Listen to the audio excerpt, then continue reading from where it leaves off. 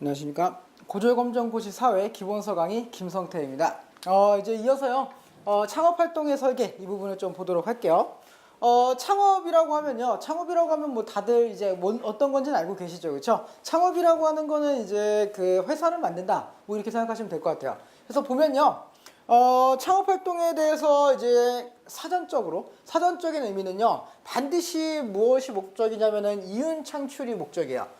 그래서 그 뭔가 사회적으로 뭔가 내가 봉사활동을 하고 싶다, 이런 거는 사실 그 창업이라고 하긴 좀 어렵고요. 반드시 무엇을 위해서요? 이윤 창출을 위해서, 이윤 창출을 목적으로 만들어야만 창업활동이 된다라고 하는 겁니다. 그래서 여기서 새로운 사업체를 구성해야 돼요. 그리고 새로운 사업체를 구성해야 돼요. 기존에 있던 거를 그냥 유지하는 게 아니라요, 새롭게 만들어서 내가 이거를 통해서 이윤을 창출하겠다라고 시작을 해야만 뭐가 된다는 거예요? 창업활동이 된다라고 하는 거죠. 그렇죠? 그래서 요즘에 그 일자리가 좀 이게 그 불안정하다 보니까, 뭐 혹은 이제 정년이 좀 빨리 오다 보니까, 그러다 보니까 이제 그 퇴직금 이런 걸 가지고 창업에 뛰어드는 분들이 굉장히 많이 있으시죠. 그렇죠? 근데 이제 창업이 항상 성공으로 이어지는 건 아니라는 거 다들 알고 계실 거예요. 그렇죠? 그 사실 성공하는 것은 굉장히 소수에 가깝다라고 하는 거예요. 그렇죠? 그럼에도 불구하고 뛰어드는 이유는 성공했을 때 보상이 크기 때문이다, 이렇게 생각할 수 있겠죠. 그렇죠? 그래서요, 창업이라고 하는 건 우선 이제 부담이 굉장히 작용해요. 그렇죠? 일단은 재정적인 부담이 있죠. 창업을 처음 할 때 목돈이 굉장히 큰 목돈이 들어가요. 그래서 쉽게 시작하기가 어렵죠. 그래서 퇴직금을 통해서 한다던가, 혹은 아니면은 이제 빚을 지고 하는 경우가 굉장히 많이 있어요. 그래서 실패했을 때에 대한 부담이 굉장히 크죠. 돈적인 부담이 굉장히 커요. 그리고 심리적인 부담 매우 크죠. 매우 크죠. 장사 망하게 되면은 이제 그 내 퇴직금 날릴 수도 있고요. 혹은 빚더미에 앉을 수도 있잖아요. 그렇죠? 그러다 보니까 이제 심리적인 불안감도 굉장히 크다. 그리고 이제 사회적인 부담도 굉장히 커요. 왜냐하면 이 사람이 실패했을 때 사회적으로도요, 이 사람을 위해서 무언가 해줘야 되거든요. 이 사람이 그 사업에 실패하면은 그 사람 남은 거 없잖아요. 그죠? 남은 상태에서 이제 앞으로의 삶을 살아가야 되는데, 그 삶을 살아가기 위해서 사회적으로 그거를 지원해줘야 된단 말이죠. 그래서 사회적인 부담까지 수반하고 있다라고 하는 겁니다. 그래서 이제 혼자만의 부담은 아니라는 거예요. 창업이라고 하는 거는. 그래서 사회 전체적으로 같이 부담을 안고 있는 그런 거라, 이렇게 생각하시면 되겠죠. 그런데요, 그럼에도 불구하고 창업을 계속 뛰어드는 이유는요, 회사에 있으면 내가 하고 싶은 것들, 그런 것들을 함부로 할 수가 없잖아요. 왜냐하면 그 조직 생활 안에서만 있단 말이에요. 이 조직 안에서 내가 할 수 있는 걸 마음껏 펼칠 수는 없고, 그냥 그 안에서 이제 흘러가는 대로만 살 수밖에 없었는데, 내가 생각하는 이런 창의적인 아이디어, 독특한 아이디어, 이런 것들을 이제 뭔가 표현하기 위해서는 창업이 필요하다라고 하는 거죠. 그렇죠? 그래서 창의성을 발휘하기 위해서는요, 그냥 회사에 가서 일하는 것보다는 창업을 활동하는 것이 훨씬 더 좋다라고 하는 겁니다. 또요, 사회적으로는 고용 창출을 할 수 있어요. 사회에서 이런 창업 활동에 대한 지원을 하는 이유는요, 부담을 갖고 있음에도 불구하고 여기에 뛰어드는 이유는 고용을 창출할 수 있기 때문에 그래요. 이게 회사가 하나 잘 되면요, 혼자만의 이야기가 아니란 말이에요. 그렇죠? 이 회사가 잘 되면요, 그 밑에 직원들이 계속 늘어나게 돼 있고요. 그 직원들은 거기서 일을 하면서 임금을 받아가서 가정을 꾸릴 거 아닙니까? 그리고 그 가정 안에서 또다시 노동을 할 사람들, 그리고 인재를 양성하게 되는 거고요. 그렇잖아요. 그죠? 그렇기 때문에요, 기본적으로 고용 창출을 위해서 사회는 여기에 투자를 할 필요가 있다고 하는 겁니다. 사회가 안정적으로 돌아가기 위해서 반드시 필요한 것이다, 이렇게 생각하면 되겠죠.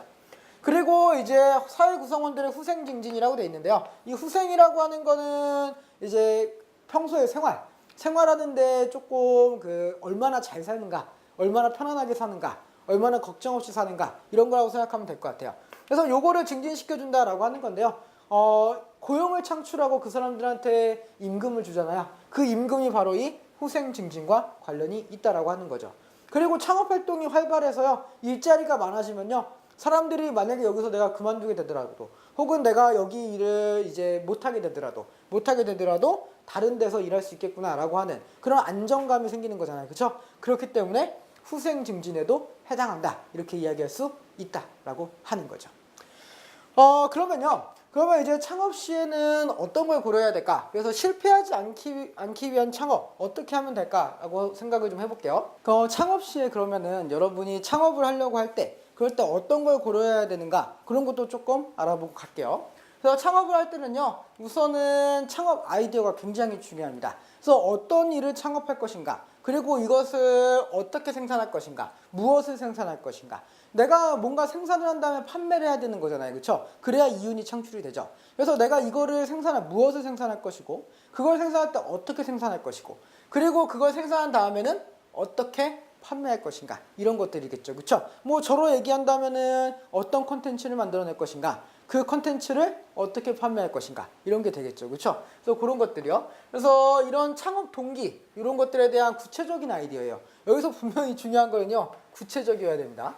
뭐 막연하면 안 돼요. 막연하게 뭐 대충 이렇게 하면 되지 않을까, 안 된다는 거예요. 그렇죠?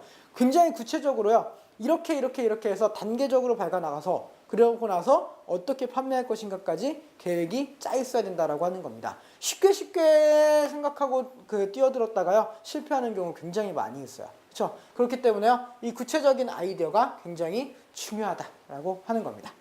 또 하나는요, 기업가 정신이라고 하는 거예요. 그렇죠? 뭐 지금 대부분은 기업가라고 하기는 좀 어렵겠지만요, 거의 대부분 다 노동자이시죠. 그렇죠? 노동자이실 텐데, 이 창업을 하는 순간에는 기업가가 되는 겁니다. 그래서 이 기업가 정신이란 게 굉장히 중요해요. 그럼 이 기업가 정신은 무엇인가 한번 보죠. 이 혁신과 창의성, 이게 굉장히 중요합니다. 그래서 이 기업을 성장시키기 위해서 혁신적인 아이디어, 생산 방법, 이런 것들을 고안해내려고 하는 노력이죠. 그렇죠? 그래서 그냥 있는 것들을 따라하면서 대충 이렇게 하면 되지, 이런 게 기업가 정신은 아니라고 하는 거죠. 그렇죠? 어떻게 하면은 조금 더 회사를 잘 돌아가게 할 것인가, 어떻게 하면은 이 물건을 더 싸게, 더 빠르게, 더 많이 생산할 수 있을 것인가, 그리고 이것을 어떻게 하면 더 잘 팔 수 있을 것인가, 이런 거에 대한 혁신적인 생각을 끊임없이 해내는 것, 그것이 바로 기업가 정신이다, 이렇게 이야기할 수 있다라고 하는 거죠. 그렇죠? 그래서 여기서 보면요, 마지막에 있는 게 핵심이겠죠. 그렇죠?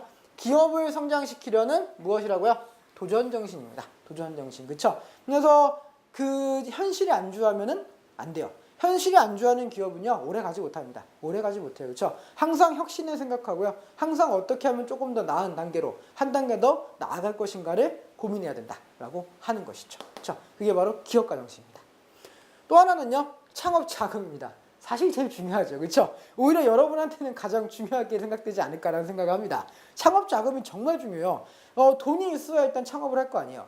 그리고요, 이것이 실패했을 때, 창업이 실패할 수도 있어요. 한 번에 성공하기는 좀 어렵고요, 한 번에 한두 번 정도 실패를 겪고 그리고 성공하는 경우가 많거든요.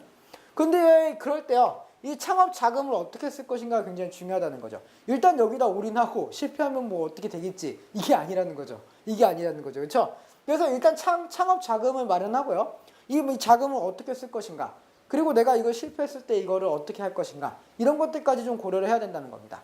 또 창업 자금은요, 어떻게 마련할 것인가도 중요해요. 내가 가지고 있는 돈이 어느 정도 있고, 여기서 부족한 돈이 얼마고, 이 부족한 돈을 어떻게 메꿀 것인가, 이런 것들을 조금 생각해야 된다는 거죠. 그렇죠? 그래서 자금을 마련하는 방법이요, 내 돈이랑 대출만 있는 건 아니에요. 그런 거 말고도 요즘에 뭐 크라우드 펀딩 뭐 이런 거 있습니다. 그런 거에서 이제 내 사업 아이템을 올리고 그 사업 아이템에 공감하는 사람들이 거기에 투자를 하는 거죠. 그래서 일정 투자 금액이 모이면은 그걸 가지고 사업을 시작하는, 이제 그런 경우도 있다라고 하는 거죠. 그렇죠? 그래서 굉장히 많은 방법이 있어요. 창업자금을 모집하는 방법에는요. 어쨌든요, 창업자금을 어떻게 모금하고 어떻게 쓸 것인가, 이런 거에 대한 고려가 굉장히 중요하다라고 하는 겁니다. 그래서 여기서 보시면요, 기술이나 인력, 생산, 설비, 이런 것들을 마련해야 되죠. 그렇죠? 요거를 마련하기 위한 자금이다, 이렇게 생각하면 되겠고요. 이걸 어떻게 마련할 것인가 고민하셔야 된다라고 하는 겁니다.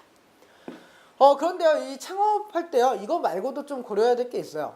뭐냐면요, 이런 거죠. 지금 현재 잘 나가고 있는 사업인가, 아니면은 지금 현재 잘 안 나가고 있는 사업인가, 그리고 이거는 하면은 잘 될 것 같은데 아무도 모르고 있는 사업, 그런 게 있을 거고요. 지금 굉장히 잘 나가고 있어서 거기에 여기저기서 사람들이 뛰어들어서 많은 사람들이 종사하고 있는 그런 사업이 될 수도 있을 거예요. 그렇죠? 그래서 그런 거를요, 조금 유식한 말로 이렇게 얘기합니다. 첫 번째, 블루오션이란 말이에요. 블루오션은요, 현재 존재하지 않거나요, 잘 알려지지 않았어요. 알려져 있지 않았어요. 그러다 보니까 뭐가 없죠? 중요한 거네요. 뭐가 없다는 거예요? 경쟁자가 없다, 이거죠. 그렇죠? 경쟁자가 없기 때문에 일단 들어가서 성공만 하면 돼요. 들어가서요 창업을 딱 한 다음에 그거를 가지고 성공만 시키면 된다고요. 그래서 거기에 좀 구체적인 아이디어를 가지고 뛰어들기만 하면 되는 곳이죠. 그게 바로 블루오션이에요. 경쟁자가 없는 아주 유망한 사업이죠. 그걸 블루오션이라고 하는 거예요. 그래서 창업을 한다라고 한다면요 가장 그 현명한 것은요 블루오션을 찾아내는 거예요. 지금 왠지 잘 될 것 같은데 앞으로 분명히 유망한 사업인데 아직 아무도 안 뛰어들었네? 그럴 때요. 그쵸? 그럴 때 내가 뛰어든다 라고 하는 거죠. 그쵸? 예전에 한 2000년대 초반? 2000년대, 1900년대 후반이겠네요. 1900년대 후반쯤에요. 그때 PC방 사업 같은 거 생각하시면 될 것 같아요.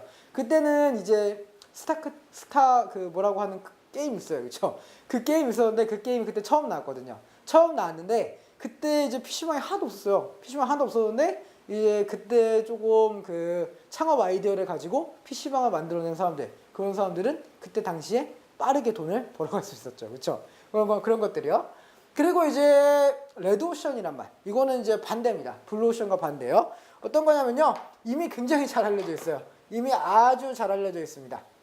그래서요. 경쟁이 매우 치열해요.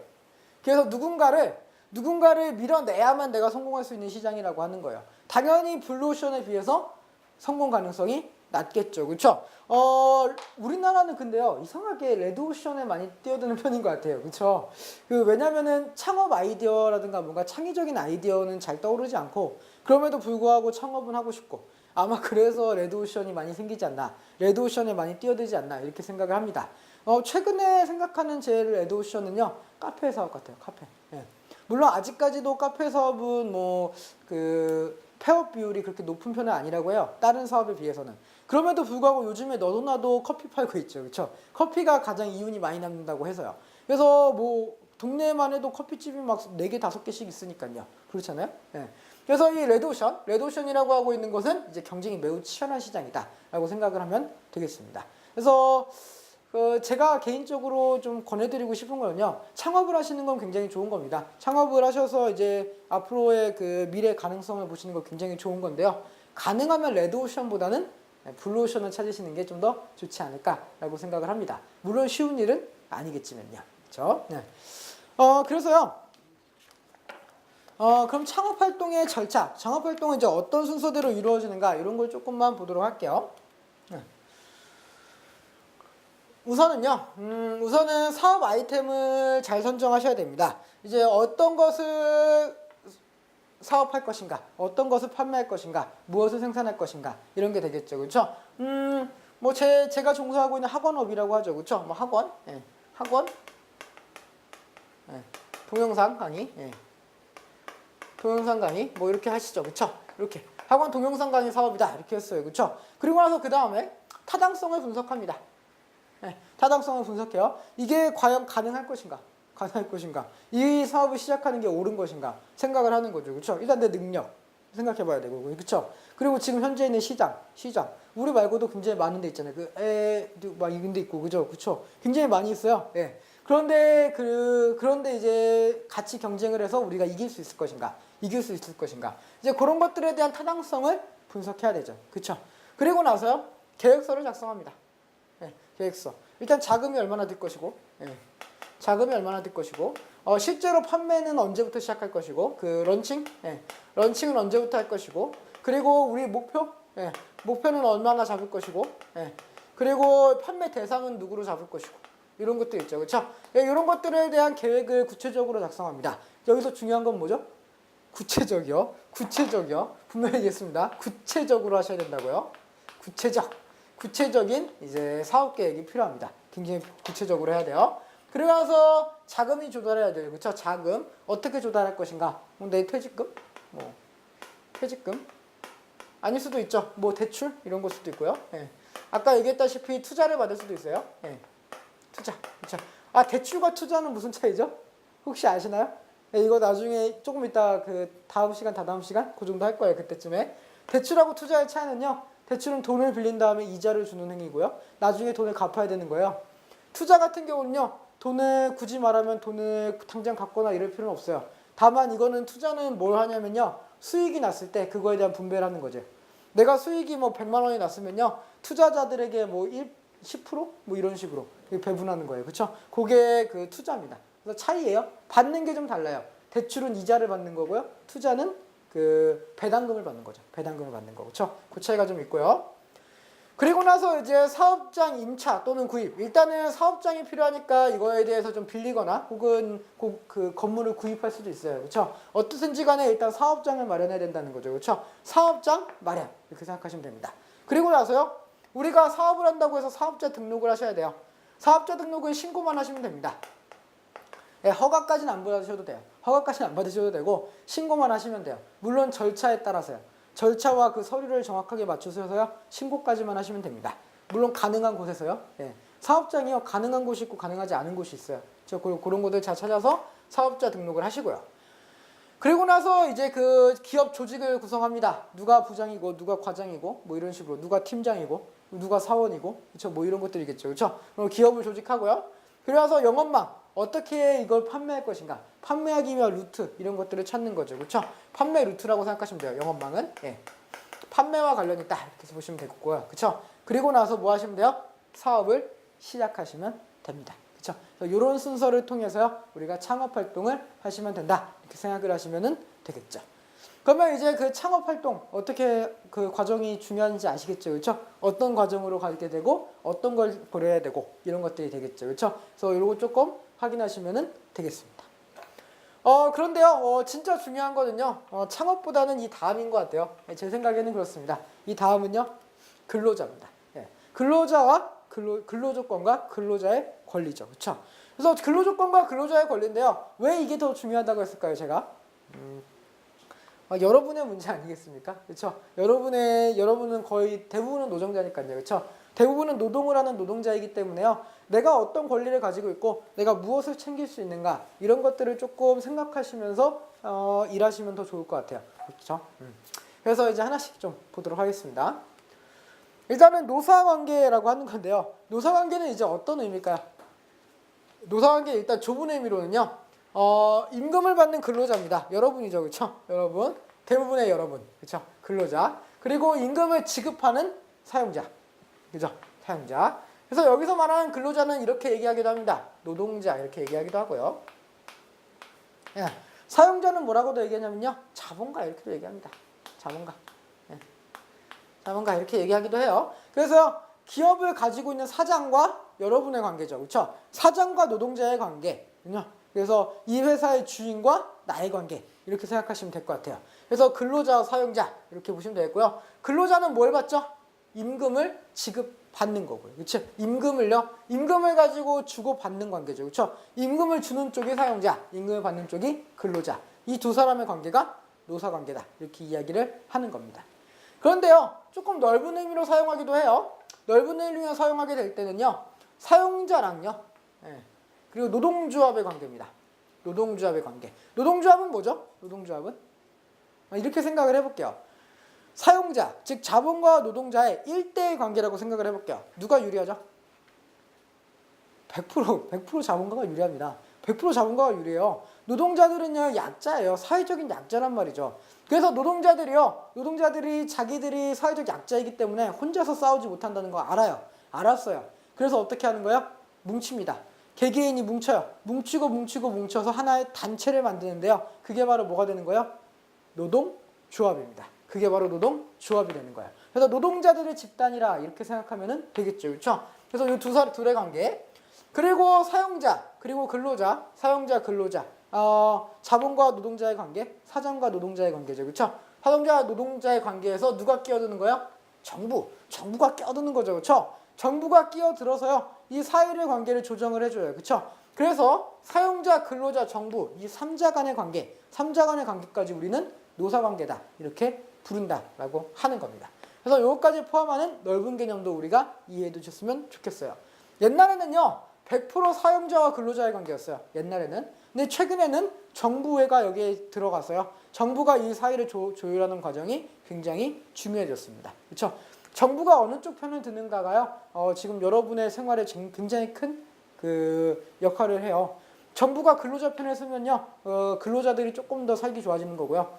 정부가 사용자 편에 들게 되면요. 기업가들이 조금 더 살기 좋아진다라고 하는 거죠. 그렇죠? 네. 그래서 이렇게 보시면 되겠고요. 그럼 노사관계의 구성 요소 어떻게 될까? 보시죠. 일단은 근로자가 중요하죠. 그렇죠? 근로자. 근로자는 노동력을 제공합니다. 노동력을 제공하고요. 그리고 나서 뭘 받아요?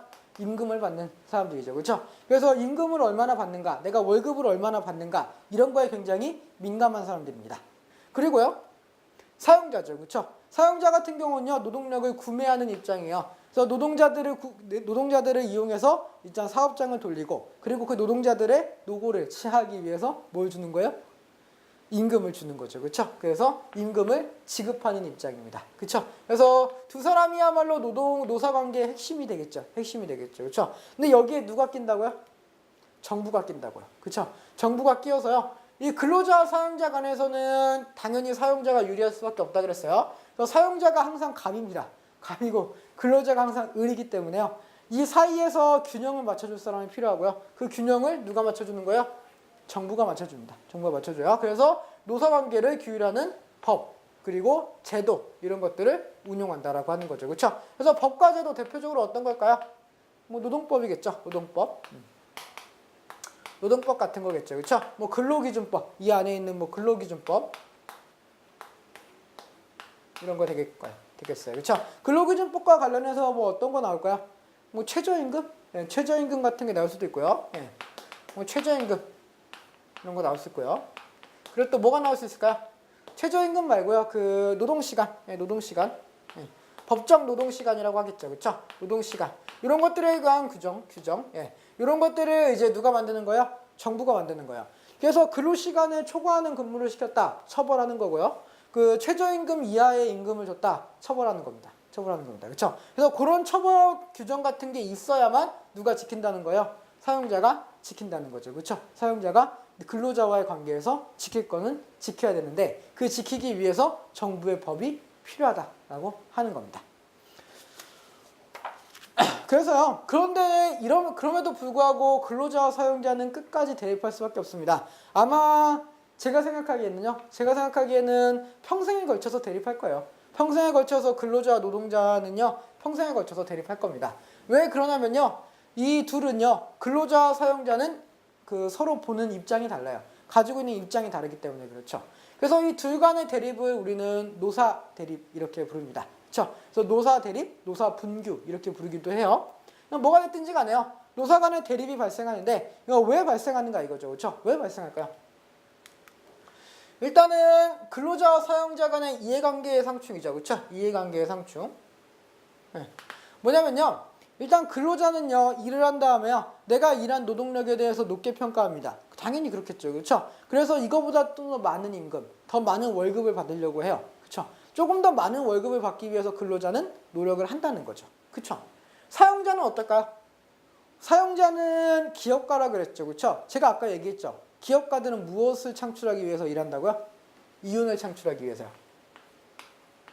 그렇죠? 이윤을 창출해야 돼요. 이윤을 창출하기 위해서 일하는데 조금이라도 더 적은 임금을 줘야 돼요. 왜냐면은 노동자들한테 주는 임금조차 이윤에 해당하니까요. 그렇죠? 내가 이윤을 얻고 나서요. 이 이윤을 노동자들한테 주게 되면요. 이윤이 줄어드는 거란 말이죠. 그렇죠? 그래서 이 기업가들은요. 적은 임금을 주고 많은 이윤을 얻으려고 하는 거예요. 그렇죠? 그렇기 때문에 근로자와 사용자는 대립할 수밖에 없습니다. 근로자는 많은 임금을 받으려고 하고요. 사용자 같은 경우는 조금이라도 더 적은 임금을 지급하려고 하는 거고요. 그렇죠? 그래서 여기에서 먼저 대립이 시작된다라고 하는 거죠. 그렇죠? 그래서 근로자들은요. 임금 더 달라 얘기하시는 거고요. 그렇죠? 그리고 노동시간 너무 많다. 좀 줄여줘라. 그렇죠? 우리도 살아야 되지 않는가? 그죠? 우리도 저녁에 있어야 되지 않겠나? 저녁만큼은 누구랑 같이 하고 싶다? 가족과 함께 하고 싶다. 그렇죠? 그렇게 얘기하는 거예요. 그렇죠? 그러고 나서요. 사용자는요. 뭐라고 얘기하는 거예요? 이윤을 남기기 위해서 야, 생산 비용으로서 너희의 임금, 생산 비용이잖아. 너희도 임금도. 그렇죠? 이거 조금이라도 줄여야 우리 기업이 살지. 기업이 살아야 너희들도 일자리 잃지 않을 걸? 이렇게 이야기를 하는 거죠. 그렇죠? 그래서 이런 것 때문에요. 노사 간의 대립이 끊임없이 발생할 수밖에 없다라고 하는 겁니다. 그래서요. 근데 이런 이제 대립은 둘 사이에서는 해결하기 어렵다 그랬죠. 그렇죠? 둘 사이에서는 누가 항상 갑이기 때문에 그렇죠? 사용자가요. 그래서 사용자들이 이제 그 노동자들을 조금 이제 대우를 안 해주려고 노력을 하다 보니까 정부는 이 사이에 끼어들 수밖에 없어요. 왜 그러냐면 노동자들이 잘 살아야 그 다음 노동자가 또 나오는 것이고요. 그렇죠? 그래서 모두가 더불어 사는 사회를 만들기 위해서는 사용자보다는 근로자를 위한 노력이 필요하다라고 하는 겁니다. 그래서요. 근로기준법이라고 하는 게 여기서 나오게 되는 겁니다. 근로기준법이요. 그래서 근로기준법은 일단 어떤 의미를 가지고 있나? 이런 의미를 가지고 있죠. 근로자의 기본 생활을 보장합니다. 그래서 근로자들이요. 너무 적은 임금을 받으면 안 돼요. 최소한 임금을 받으면요. 생활할 수 있는 수준의 임금을 받아야 된다는 거죠. 그렇죠? 지금 현재 물가랑 고려해서요. 터무니없는 임금을 받지 않도록 하는 거죠. 그렇죠? 그래서 기본적인 생활을 보장하고요. 그리고 이거를 조금 더 향상시키기 위해서요. 지금도 먹고 사는데 문제 없지만 지금보다 좀 더 잘 살아야 돼요. 여가 시간도 즐겨야 되고 조금 삶의 질을 높여줘야 된다는 거죠. 그렇죠? 그래서 그렇게 하기 위해서요. 헌법에 따라서 근로 조건의 기준을 명시한 겁니다. 어떻게 어느 정도 몇 시간 정도 일할 수 있고요. 그 몇 시간 일할 때 임금은 어느 정도 받아야 된다. 이런 것들을 규정한 거죠. 그래서요. 왜 필요하냐면요. 사용자와 근로자는 대등한 관계가 아니지만요. 그렇죠? 아니지만 이 둘이 대등한 입장에서 계약이 이루어질 수 있게 하기 위함입니다. 그렇죠? 그래서 둘 사이에서 계약이 공정하지 않은 경우가 굉장히 빈번하단 말이에요. 그렇죠? 빈번한데 이거를 이제 정부가 들어가서 이 사이를 공정하게 만들어주는 거죠. 그렇죠? 사용자를 조금 낮추고요. 노동자를 조금 높여서 둘 사이의 균형을 맞춰주는 그런 역할을 하기 위해서 근로기준법이 존재한다는 겁니다. 그래서 근로기준법은 근로조건에 맞추는 거겠죠. 그렇죠? 그래서 근로조건의 기본적인 원칙 어떻게 되어 있는가 볼게요. 우선요. 처우가 균등해야 됩니다. 아주 균등하게 처우해야 돼요. 네. 그래서요. 서로의 임금은요. 사실 조금 아시는 게 좋아요. 옆에서 얼마를 받고 누구는 얼마 받는가 좀 아셔야 돼요. 그렇죠? 몇 년 일했고 몇 년 일해서 얼마를 받고 있고 어떤 성과를 다 가져왔는데 얼마를 받고 있고 아셔야 된다는 거예요. 아셔야지만 이제 처우를 똑같이 받을 수 있다라고 하는 겁니다. 우선은요. 성별 당연히 차별받으면 안 돼요. 국적 당연히 안 되죠. 신앙 안 돼요. 신앙 누구는 교회 믿고 누구는 불교 믿는다고 임금을 차별한다. 당연히 안 되죠. 그렇죠? 사회적 신분 누구는 회장 아들이고 누구는 노동자의 아들이야. 그래서 사장 아들을 좀 더 많이 줘. 안 되죠. 안 된다라고 하는 거예요. 그렇죠? 그래서 사회적인 신분 이런 것들에 따라서요. 근로조건을 절대로 어떻게 하시면 안 된다고요? 차별하시면 안 된다라고 하는 겁니다. 꼭 중요합니다. 균등하게 처우해줘야 돼요. 그렇죠? 남녀 안 돼요. 남녀 똑같이 처우해야 되고요. 그렇죠? 국적 외국인이나 우리나라 사람이나 똑같이 처우해줘야 된다는 겁니다. 꼭 기억을 하시고요. 그리고요. 두 번째는 중간 착취를 배제합니다. 이거 조금 오해하실 수 있어서 일단은 하면서 얘기할게요. 일단 영리 목적으로 다른 사람의 취업에 개입하면 안 된다라고 돼 있죠. 그렇죠? 영리 목적으로 다른 사람 취업에 개입한다. 어떤 거냐면요. 내가 이 일자리를 알선해줬어요. 알선해줬는데 소개비를 받는 거예요.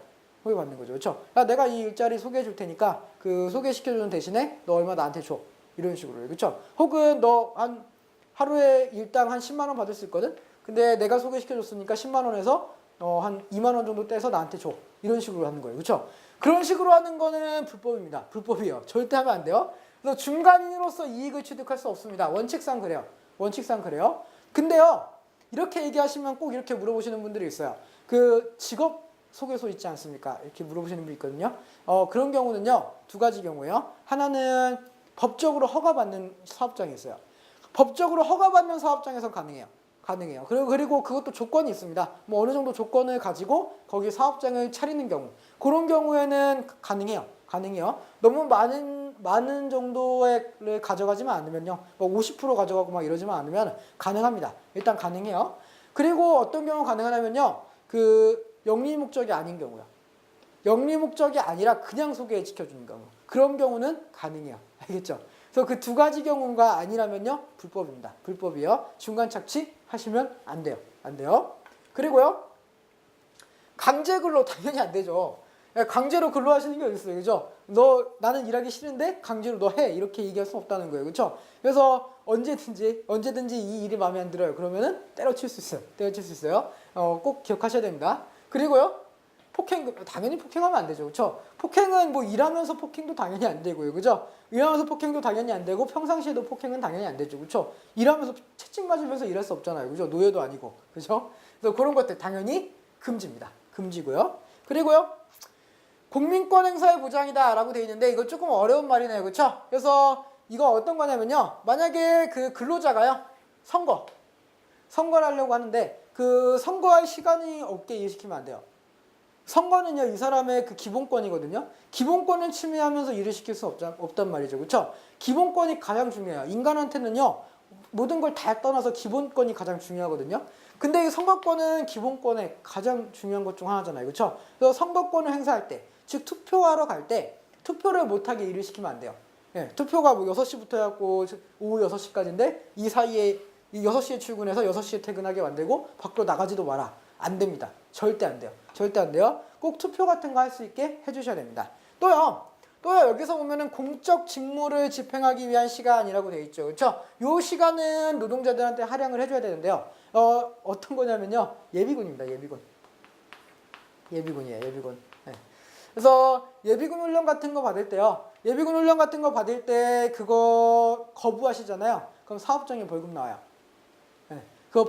만약에 예비군 훈련 갈 거예요 라고 했는데 예비군 훈련 왜 가? 가지 마 이렇게 얘기했어요. 그러고 나서 그 사람이 신고하잖아요. 그러면은 벌금 나옵니다. 사업장이. 보내줘야 되는데 안 보내줬다고. 그죠? 그거 예비군 훈련 같은 거는 공적인 업무잖아요. 공적인 업무요. 나라를 지키기 위한 공적인 업무이기 때문에 예비군 훈련 같은 거 반드시 보내줘야 된다는 거죠. 그렇죠? 그래서 이런 것들 좀 기억을 해두시면 좋겠습니다. 그래서 이제 이 정도 봤으면 이제 근로기준은 어떻게 정해진다 이렇게 보시겠죠. 그렇죠? 그러면 임금은 어떻게 결정될까요? 임금. 네. 이제 가장 중요한 거죠. 그렇죠? 여러분의 최대 관심사 아니겠습니까? 임금. 예, 임금. 임금은요. 일단은 노동의 생산성. 어느 정도 이 사람이 생산 가능성이 있는가. 혹은 이 사람이 얼마나 일을 잘하는가. 그런 거야 되겠죠. 그렇죠? 일 잘하는 사람이 더 많은 임금을 받는 것. 이건 당연한 겁니다. 당연한 거고요. 그리고요. 최저임금. 확인하셔야죠. 그렇죠? 내가 아무리 일을 못해도요. 최저임금은 맞춰야 돼요. 지금 6,000원이 조금 넘거든요. 지금 현재. 그래서 이 최저임금 같은 경우는 반드시 지켜야 됩니다. 그렇죠? 최저임금을 안 지키시면요. 이거는 불법이요. 불법. 그렇죠? 최소한 최저임금을 지키고 그 이상 얼마나 받을 수 있을까? 이런 걸 고려하시는 거고요. 또 한 가지는요. 근로시간입니다. 법정 근로시간에 따라서요. 받을 수 있는 임금의 차이가 생기는 거예요. 그렇죠? 이 근로시간을 넘어서게 되면은 추가 수당을 반드시 줘야 되고요. 추가 수당을 주면서도 시키지 못하는 시간도 있어요. 그런 것들 꼭 지키셔야 됩니다. 또요. 노동조합 활동. 노동조합 활동은 임금이랑 무슨 관련이 있냐? 왜냐면 이 사람들이요. 노동권을 행사하거든요. 그래서 노동조합을 한다면 노동조합이 막 적극적으로 활동하잖아요. 그럼 임금이 올라가요. 대표적으로 노동조합 활동 활발한 데가 어디죠? 네, H회사 노조죠. H자동차 회사. 네. H자동차 회사는요, 사람 굉장히 많은 임금을 받고 있거든요. 그럼에도 불구하고 노동조합 활동이 굉장히 활발해요. 그래서 근로조건이 시도 때도 없이 좋아집니다. 진짜 그래요. 근데 이게 안 좋은 거냐? 저는 아니라고 생각합니다. 저는 솔직히 말하면요, 여기 회사 사람들이 정말 잘하고 있다고 생각해요. 자기가 필요한 임금을 받아내는 거죠. 그렇잖아요? 이 사람들 뭐 귀족노조 이런 조롱을 하기도 하거든요. 귀족노조다 이렇게 얘기하는데 노동자의 귀족이 어딨어요. 그죠? 노동자는 귀족이 없습니다. 그죠? 그냥 약자일 뿐이죠. 그렇죠? 약자 중에서 조금 더 많이 번다고 그 사람을 귀족이라고 부르는 거는 조금 너무 심한 거 아닌가. 그렇죠? 그리고 팀킬 아닙니까? 그죠? 그러니까 같은 노동자끼리. 그죠? 이쪽에서 조금 조건이 좋아져요. 다른 회사들도 조건이 좋아질 수 있는 거예요. 그렇죠? 그렇기 때문에 꼭 너무 부정적으로 보지 않으셨으면 좋겠습니다. 됐고요. 그래서 이런 것들이 이제 임금을 결정하는 요인이 됩니다. 그러면요, 근로자들이 가지고 있는 결정적인 권리, 가장 중요한 권리 어떤 게 있나 마지막으로 보도록 할게요. 그렇죠? 오늘의 마지막 파트가 될 것 같고요. 아주 긴 시간의 마지막이 될 것 같습니다. 그래서 근로자의 권리요. 첫 번째는요, 단결권입니다. 단결권이에요. 그렇죠? 단결권이는요, 보면은 근로자가 근로조건의 유지, 개선을 위해서요, 뭐 할 수 있다고요? 단결할 수 있는 권리입니다. 단결할 수 있는 권리예요. 그렇죠? 그럼 이 단결할 수 있는 권리는 무엇을 구성할 수 있는 권리일까요? 노동조합을 결성할 수 있는 권리예요. 예. 노동조합, 노조를 결성할 수 있는 권리입니다. 여러분이 가지고 있는 권리고요. 불법이 아니에요. 만약에 필요하다면요, 언제든지 만들 수 있어야 됩니다. 아시겠죠? 그죠? 노동조합을 결성할 수 있는 권리, 바로 단결권이고요. 그리고 노동조합이 만들어지면요, 이 노동조합이 일단은 교섭을 할 수 있어요. 단체 교섭권이고요. 이 단체는 노조를 얘기하는 거고요. 교섭은 회사와의 교섭을 얘기하는 겁니다. 회사와의 교섭을 얘기해요. 그래서 근로자 단체가 근로 조건을 유지하기 위해서요. 이제 이거를 개선하기 위해서 교섭을 하는 겁니다. 누구랑요? 사용자, 즉 기업가랑요. 기업가랑 회사랑 이제 우리가 조율을 하는 거죠. 그렇죠? 교섭을 하는데 이 교섭이 잘 될까요? 잘 안 될까요? 잘 되는 경우도 있고요. 잘 안 되는 경우도 있어요. 그렇죠? 잘 되는 경우도 있고 잘 안 되는 경우도 있는데 잘 안 될 경우가 많죠. 그렇죠? 잘 안 되면 이제 뭐 하는 거예요? 단체 행동을 할 수 있습니다. 단체 행동을 할 수 있어요. 여기서 말하는 단체 행동은요. 대표적으로는 파업입니다. 예, 파업 같은 거 얘기하는 거예요. 파업. 그래서 근로자가요. 근로 조건을 위해서 사용자에 대항해서요. 뭘 할 수 있다는 거야? 단체 행동을 할 수 있다라고 하는 건데요. 이 단체 행동은요. 파업이 가장 중요한 겁니다. 파업. 파업을 하면서 이제 일을 안 해버리는 거야. 그래서 밖에 나가서 농성을 하죠. 파업과 농성. 예. 농성 이런 게 될 수도 있고요. 예. 혹은 시위가 될 수도 있고요. 시위 이런 것들. 자, 이런 것들을 하면서 단체로 행동할 수 있는 권리입니다. 이거 전부 다 합법이에요. 합법이에요. 그렇죠? 여러분이 부정적으로 생각하든 긍정적으로 생각하든요. 이거는 노동자들한테 주어진 합법적인 권리입니다. 그렇기 때문에 이 세 가지 권리가 있다라고 하는 거 꼭 염두에 주시고요. 여러분이 혹시라도 노동자로서 일하시다가 뭔가 부당한 대우를 받는다. 여러분한테 권리가 있다라고 하는 거 꼭 잊지 않으셨으면 좋겠습니다. 그러면요, 굉장히 긴 시간이었죠. 그래서 근데 내용이 좀 많아서 어쩔 수가 없었어요. 그렇죠? 그래서 이 정도 좀 공부하시고요. 복습 좀 필요하실 것 같습니다. 그래서 복습 조금 하시고요. 그리고 잠시 있다가 다시 뵙겠습니다. 다음 시간에 뵙겠습니다.